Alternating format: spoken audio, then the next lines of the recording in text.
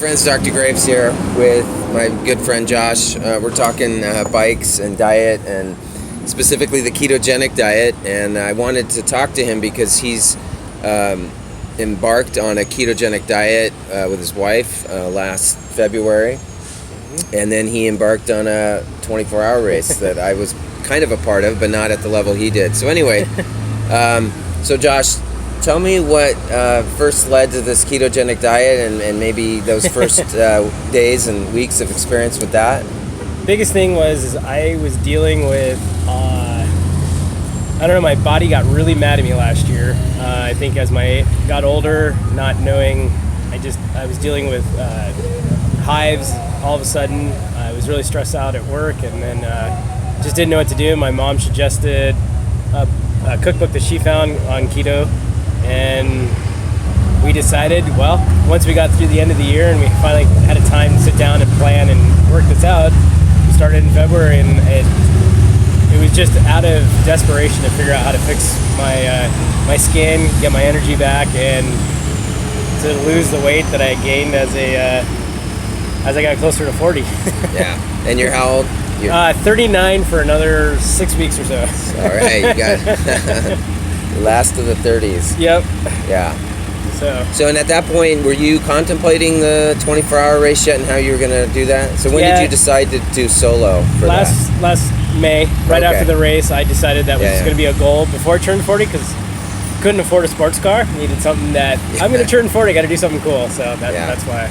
Yeah. And I knew that I had to lose the weight and get myself in shape to do it properly. And by the fall, it wasn't looking too good. I was a little nervous. So, keto was a perfect catalyst to get ready for it. Yeah. So, and did you, with I guess your wife's help, did you guys pretty much just jump in cold turkey? We tried a couple let's ramp it, slowly get into it, but we couldn't. We always said, well, one more time, and then finally we just set a date, February 1st. We were doing it, which was tough because I now work for a bike shop, Mojo Cyclery, and our grand opening was the 4th, and of course there was lots of good food, there was beer and all the other stuff that I'm really, it's nice to partake in, and I had to basically out of the gates show self-control, which in hindsight was probably the best thing, because it forced us to stay true as long as possible, and the benefits were huge. Yeah. And then, after you find mentally as you get into the diet, or for us, we looked at it as more of a cleanse versus a diet. Is that each step that we took knew that we brought the additional benefits, and we just taught ourselves. We weren't really sacrificing; we were just adjusting what we were doing. And in the long run, my wife was pretty good about finding good alternatives that weren't really you weren't keeping yourself from eating things. You were just changing things that you'd normally take. I think the hardest thing was comfort foods weren't. Like, I love bread. Couldn't have the bread like I normally wanted until I started my, ramping up the riding. But butter had to be your comfort food. Yeah, butter and coffee. Yeah. Some few pleasures left in there. Yeah. So I mean, and what you find in the end is the food is actually really good, and the part that I've learned to appreciate. And then my mom has been, since I was a kid, always eaten lots of salad. Love salads. I mean, my mom makes amazing salads, and I've never really been into it. Well, the diet has really forced us to look at salads, and now it's actually a good part of the. I mean, I look forward to eating them both for lunch and dinner. And in fact, when we don't have a salad, both of us kind of feel a little weird. It's like, why aren't we doing this? So it's a changed how we look at what would be considered yummy food versus like, oh, it's just eggs type thing. So besides the foods that you were missing, and those first, say, days and even weeks, did you instantly feel like miraculous, wonderful? Were your energy going up, or did you go through a period of transition and slump? Well, we never got the quote-unquote keto flu, partly because my wife did the research on, what causes it, like the deficiencies. I believe it's magnesium and some of the other nutrients. So we were pretty religious about taking supplements, drinking lots of water, and also making sure that we integrated those into our day-to-day. So the first 2 weeks were the hardest, but it was mentally, because I'm like, oh, I want a hamburger. Yeah. But then she'd go, well, you can have the meat, you just can't have the bun. And it's like, okay. Yeah. So that's, you slowly start to change your mindset on that. After the first 2 weeks, it became pretty much routine where we were like, okay, this is what we're eating. The only time that it became apparent that I had to do adjustments versus my wife is when I started riding, because I got back from my first long ride and I felt ill for about 45 minutes.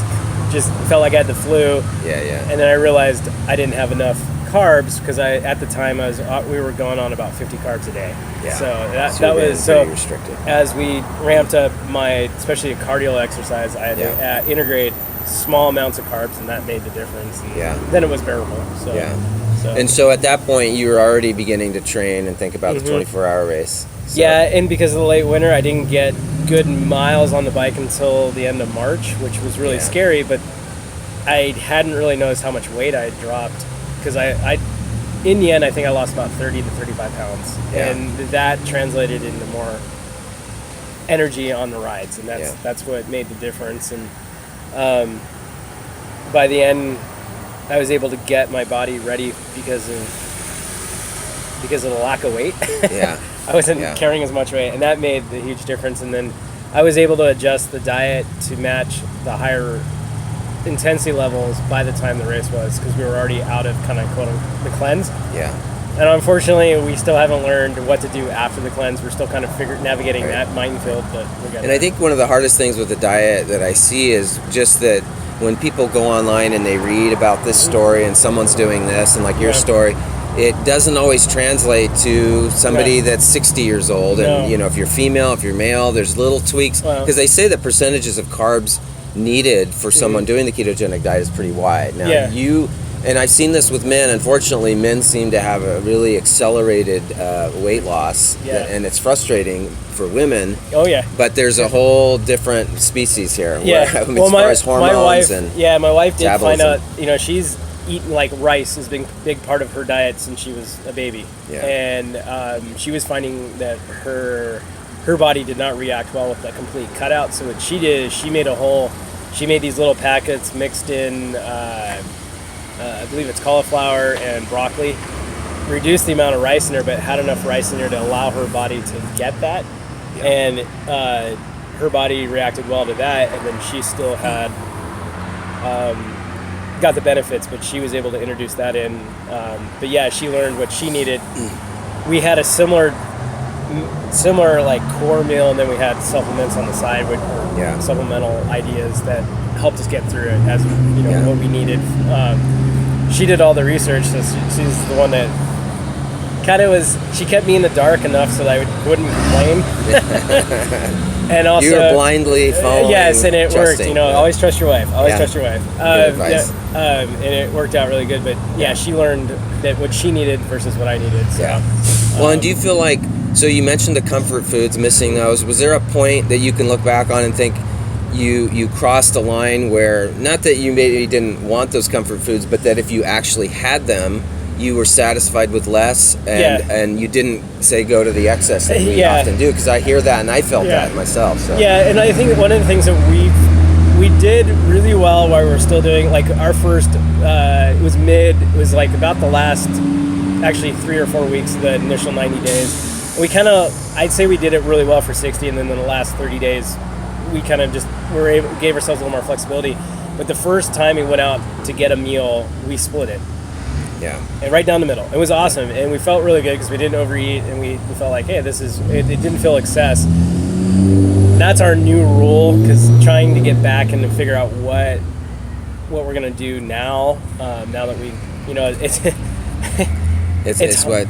Yeah, and it's hard too, because once you get yourself in good health, once you start losing it, it's actually more depressing. And that's one of the other things we've been battling with. It's like, oh man, we were there. What's the long haul?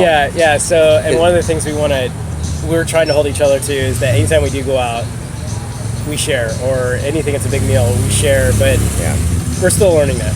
And so a couple of key things that I think you did that I really like is that, at least for success, is that you, number one, I think starting out with a goal, and secondly, that you had a partner in that. Because if I see, couples or two friends. If you don't have somebody that's with you and you have Yep. somebody that's doing something completely different, it's going to be really hard. And not having that a goal date. So Yeah. even though I don't like saying, this is what you're going to do for the rest of your life, because it's not Yeah. practical to say be on a strict diet of Yeah, any kind. No, that's not going to. We've had a lot of people go like, "Oh, you're doing that one; it's super high fat," and it's like, no, it's other. There's other key components, and one of the things that most people, once you explain, oh yeah, you've got to exercise. We started doing the TRX and 7-minute workouts in the morning, which is got us into a routine, but it also is, as you get older, your body needs less cardio work, but more like your muscles, and that really helped. And understanding that anything in excess, whether it's good or bad, is long-term detrimental. So learning to balance, and like I said, we're still trying to figure that out, because once you get to a certain point, what do you do on those next steps? And I'll be honest, as we said, we fell off the wagon after the 24-hour race, and then came back with dynamite, blew up the wagon, burned the ashes, buried the ashes, and ran for the hills. Yeah. And now we're trying to take those ashes and remake rebuild. the wagon. What do you do? And it's actually harder the second time, because you know what you can do, but then you also know where you're allowed to quote unquote cheat and how much you can do on that. And that's and this is where having a support partner, and sometimes we're not very good at supporting. It's like, just do that. Well, we'll talk in a second about the sort of what to do next after a big goal, and then you finish it. And that's why a lot of times diets, people do them, they have success, and then they're back to square one a year later. Yeah. But about the race, and let me just, before the race, so you're training and the diet, what did you find in terms of strength and getting stronger muscle? Because you lost weight, but a lot of diets, what actually is happening, a lot of people lose muscle, they lose water, and then fat comes off the hardest. Yeah. But in your case, how did you feel in terms of strength, endurance, and getting ready to do the race? Well, I was doing a lot of riding. I think my biggest week I had 13 hours on the bike, so it was a fair amount of cardio work. But then we were also doing the TRX and the 7-minute workouts. I think by the beginning of May, I was up to 3 rounds, so it was 21 minutes of that. And the core workout was probably the biggest benefit, because it kept the rest of my body from, I don't have back problems, but my back does ache, when you're riding a bike and stuff like that. And I did notice the biggest concern I had during the 24-hour race wasn't having the lungs, because I was set to a pace that would be more endurance ridden. Right. I never once had my back give out. My arms got tired because I was, holding on to the bike the whole time. I almost cramped once on one lap, but I was able to keep my salt intake good.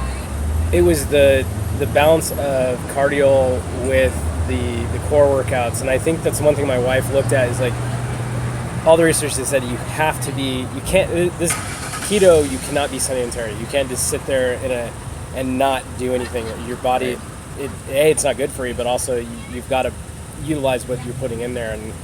And and building the core strength helped keep my body from breaking down, I believe. And I noticed a huge difference in just walking around, my joints don't hurt. Getting up out of bed, I'm like, I don't have a little more energy. And then after I figured out the diet for the days I rode, so trying to figure out what energy I needed for the ride, once I got through that hump, I felt a lot better after. My recoveries after the rides got better, and I didn't feel exhausted. It was I was able to recover more. Your endurance exactly. And I noticed almost immediately that I could hop on the bike quicker and not feel completely exhausted. I know that since then I don't have that. I'm still feeling exhausted, but one of the things is we were trying to get back on there. We cut down the carbs again, and my body was like, "What are you doing?" So the last couple of weeks, I've been trying to find that balance again where I don't feel as exhausted. So. Well, I think that's the challenge with that. A lot of endurance athletes are starting to do more fat, and you read about, they're doing paleo, and if you really look at the fine print, they're trying to get those fats, reduce carbs. But then the balance is that, we have 2 fuels we can burn, and usually carbs we think of as more of a sprint fuel, and then you've got fat as more of an endurance fuel, but really your body's going to be utilizing both. So I think it's tricky. And then you've got, if you're doing long distance, you've got your guts doing all kinds of crazy stuff. During the 24-hour race, did you have trouble keeping food in and fueling yourself? And luckily I had two people that had done Ironman, so Morgan and Janelle, who were my kind of support crew. I had the easiest job at the 24-hour race. I just rode around in circles. Morgan and Janelle kind of, they asked me what I was going to eat and drink, and then they just kind of provided the timetable. Your body can only take in so much each hour, and I think on average they say about 300 calories. Yeah. So we knew what we were dealing with there. I had no gut issues. In fact, I didn't even have to use the bathroom other than urinate a few times at the race, which meant I was able to hold in solids, but I ate solids the whole time. And the other thing this diet did for me is I no longer use gels or any of those chews or anything like that. Shots. There's so much sugar in them. Yeah. So I now utilize tortillas and bread with peanut butter, Nutella, almond butter with jam. Yeah, those have sugar, but I can control how much I put in there. Exactly, yeah. And they taste better to me. Yeah. And I can handle solids. I mean, I pretty much trained from, once my wife said, you need more carbs, I started looking at what I could do, and I'd read the packet and okay, this is within the limits I'm looking for, and trained pretty much the whole time with that. Never had any gut issues. And then for hydration, finding something without sugar, people think, oh, you need Gatorade, so much sugar. So what I found was Propel, which doesn't have sugar. It does have a sweetener in it that you're not supposed to have a ton of. I can't remember which is in there, but it's not sugar. And then I was able to supplement it with a couple other brands that had, it was just like endurance or a energy mix with no sugars in it. Flavorless, and I just put them in there, layered them on top of that, and that's what I use for hydration. And it works great. And like I said, I almost cramped on one lap, and I just adjusted my pedal stroke, and I did fine the next one. And because when I got in, I immediately took a couple salt tablets and and drank the right amount of water and electrolytes, and that really helped. That's key.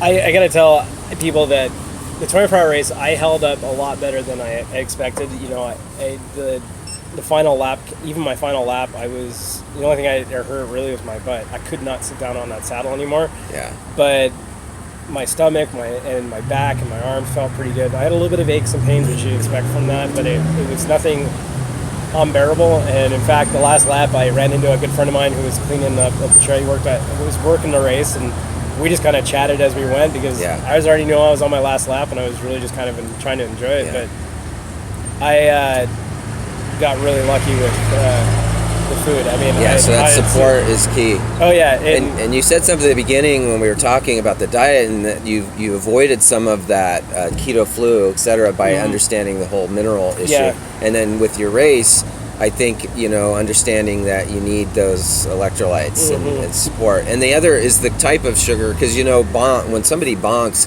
usually what's happening is they've had a ton of carb loading, perhaps, and then those sugars, especially like gels, and unless you keep fueling those simple sugars, your insulin level rises and you're going to crash your blood sugar. Yeah. And so keeping it more starch mixed with a little bit of sugars and other foods, so it's balancing it out. And I ate solid foods pretty much the entire time. Yeah. The other thing I ate a lot of is I ate bacon. Yeah. So I came in, bacon was really good. It was high salt, high fat. Perfect. And then the only food I took out on the race course was Nutter Butters, because they were small and easy to eat, and they had that little bit of sugar that I did need. But because Morgan, the first thing he says to me is like, before I head out on my first or second lap, he's like, whatever you do, if you start to get hungry, you're already too late. So make sure you're always And don't feel hungry, don't feel thirsty. Kind of do that steady maintaining. And then the other part of that longer race that I was once again told by Morgan and Janelle, who have done Ironman, was always feel like you can give a little bit more energy. So I kind of just kept it really even killed. But as soon as I started to go, I'm getting a little hungry, I had one spot on the loop that I always would stop and just pop a few in my mouth, drink some water, kind of relax, and then go. And that worked out really, really well, because at no point did I ever feel super hungry. Now, I did get really thirsty, but it was also fairly hot the first day. But on the lap, we always had water, because we didn't want to get all sugar on all sticky. Yeah. So when I got every time I came into camp, we would I would down usually a bottle to a half a bottle of electrolytes, and that balance worked out really well. And once the temperature started dropping, I was able to increase food intake a little bit more.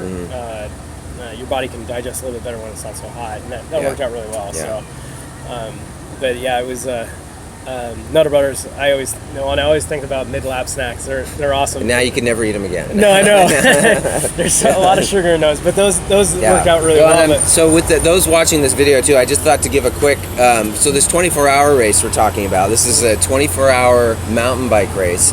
It's not very technical. Not a ton of climbing. It's under 1,000 feet of climbing per. Right around there. Okay. Yeah. But it's and they've got teams. You've got people, 2 people, you've got 5 people, 10 people, and then you've got people soloing it. So that's what we're talking about Josh doing. And I did it with a 5-man team, and I had a similar experience this year in just trying to pace myself with more carbs, because I also was doing a relatively ketogenic diet, and a year prior I was starting to tank because I wasn't getting enough carbohydrates. I also wasn't staying ahead of that hunger. Yeah. Because my gut would feel off by those last few loops. I was starting to really drag. I was getting cramps, and I only had to do 4 laps. You did. So how many laps did you end up walking away with? I got 11 laps, and the big one was. These are about 16 miles. 15, just 15, and then about 11, just shy of 11,000 feet of elevation over. Yeah. So in 24 hours. So. Yeah, and I slept for 3. That was it. But yeah, it was just a.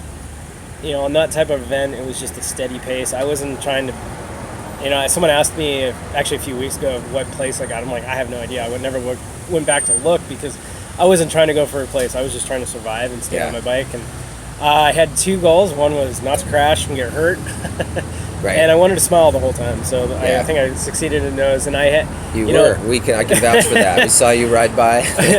And my initial lap goal, because of the late start in the season, was 8 laps, and then I said if I get to 8, I'll get to 10. And then after 10, I was like, if I can get to 12, I could have gone out for 12, but by then my body was starting to get a little tired, and I knew I already accomplished what I was really looking for, and and I had such good support, and that was the key. I was the luckiest guy out there, I think, because really all I had to do was pedal. I didn't do anything else, and it was awesome. Well, I think it's key too with race, and at our level, we try to be competitive, but it's about not crashing. That's my